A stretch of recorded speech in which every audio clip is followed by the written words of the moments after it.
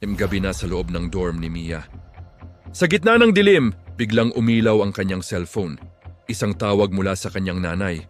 Lumapit si Mia sa bintana upang tingnan ang labas. Doon, nakita niya ang isang babaeng kamukha ng kanyang ina sa tapat ng gate. Makyat na lang po kayo, bulong ni Mia sa phone.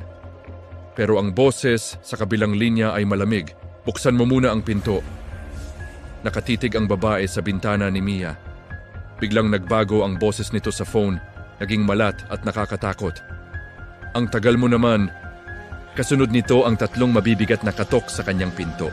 Anak, buksan mo ang pinto, tawag ng boses mula sa labas ng kwarto. Sa tindi ng kaba, sumilip si Mia sa ilalim ng pinto. Doon niya nakita ang isang nakakangilabot na katotohanan.